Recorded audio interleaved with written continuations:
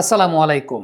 মরক্কোর left back Nasir মাজরাউই আজ থেকে ৩ মাস আগে একটা পডকাস্টে তার একটা ইচ্ছা পোষণ করেছিলেন। এই বিশ্বকাপের পরেই তিনি ফুটবল থেকে রিটায়ারমেন্টে যাবেন এবং রিটায়ারমেন্টে গিয়ে পবিত্র কোরআন শরীফ চর্চা করা শুরু করবেন, একেবারে পরিপূর্ণভাবে কোরআন শরীফ মুখস্থ করার চেষ্টা করবেন এবং সেই সঙ্গে একজন হাফেজ হয়ে পরবর্তীতে সেই জ্ঞানটাকে সবার মাঝে ছড়িয়ে দেওয়ার জন্য মসজিদের ইমাম হওয়ার ইচ্ছা পোষণ করেছেন।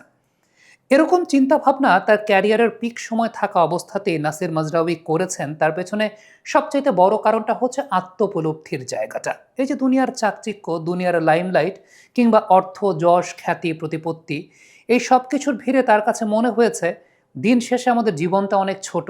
আমাদের সবারই লক্ষ্য এবং উদ্দেশ্য থাকা উচিত সৃষ্টিকর্তার সান্নিধ্যে আসা, এবং সৃষ্টিকর্তার সান্নিধ্যে আসার জন্যই নাসির মাজরাউই এরকম একটা পদক্ষেপ নিতে যাচ্ছেন। আজ থেকে ৩ মাস আগে তিনি একটা পডকাস্টে এরকম একটা ইচ্ছা পোষণ করেছিলেন।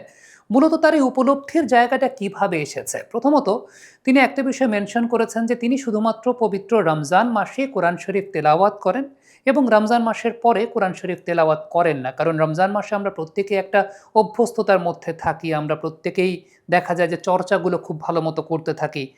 তিনিও সেই কাজটাই করেছেন, কিন্তু পবিত্র রমজান শেষ হয়ে যাওয়ার পরে সে চর্চাটা ঠিকঠাক মতো থাকছে না।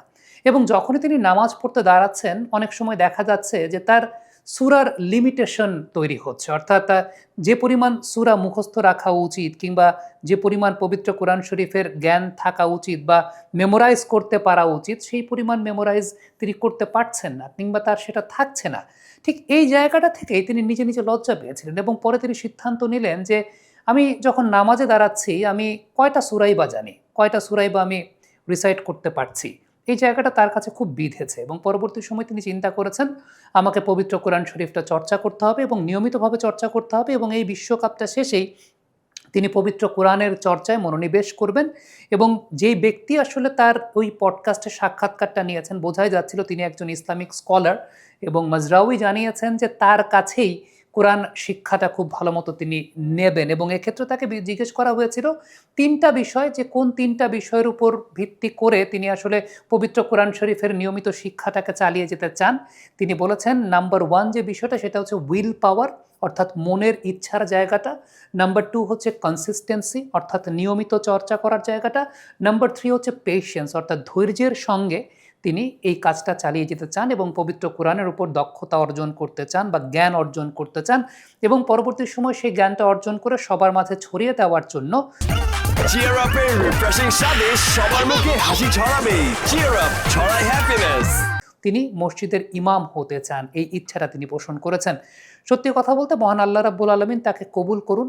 দুনিয়ার যে চাকচিক্য কিংবা দুনিয়ার উপার্জনের যে জায়গাটা আছে, অবশ্যই ফুটবল খেলেছেন অনেক দিন এবং ফুটবল খেলে তার পরিবার কিংবা তার জন্য একটা আর্থিক বন্দোবস্ত বা আর্থিক ব্যবস্থাপনার জায়গাটাও তিনি করেছেন।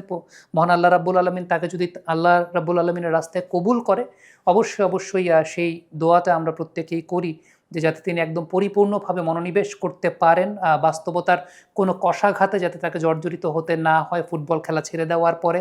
আল্লাহ রাব্বুল আলামিন সেই ব্যাপারটা টেক কেয়ার করবেন অবশ্যই তার জন্য, যেহেতু তিনি উইল পাওয়ারের সঙ্গে সেই ইচ্ছা পোষণ করেছেন। এবং এই ব্যাপারটা তো মুসলিম হিসাবে আমরা প্রত্যেকেই জানি যে যখনই কেউ একজন এই ধরনের চিন্তা করে, আল্লাহ রাব্বুল আলামিন তার দায়িত্বটা নিয়ে নেন এবং সেটাই আলটিমেটলি হবে তার সঙ্গে, সেই দোয়াটা করি। তবে এই বিশ্বকাপে যদি নাসির মাজরাউইর পারফরমেন্স নিয়ে কথা বলতে চাই, বিশেষ করে ব্রাজিলের সঙ্গে ম্যাচটাতে আমরা যে বিষয়টা দেখতে পেয়েছিলাম যে নাসির মাজরাউইর পারফরমেন্সটা কিন্তু অনেক ইম্পর্ট্যান্ট একটা পারফরমেন্স ছিল। বিশেষ করে বাঁ দিক থেকে তিনি অ্যাটাক করছিলেন, অর্থাৎ তিনি তো লেফট ব্যাকে খেলেন, কিন্তু সত্যি কথা বলতে এই ম্যাচে আসলে লেফট ব্যাকে একদম লাইন ধরে তিনি খেলছিলেন না। তিনি মূলত লেফট ব্যাক থেকে মাঝের দিকে এসে অ্যাটাকটা পরিচালনা করছিলেন। এবং আপনি যদি কয়েকটা ছবি দেখেন, কয়েকটা গ্লিমস দেখেন, ব্রাজিল কিন্তু ইনিশিয়ালি প্রথম ২২-২৩ মিনিটে কিন্তু এই চমকটাই খেয়েছে।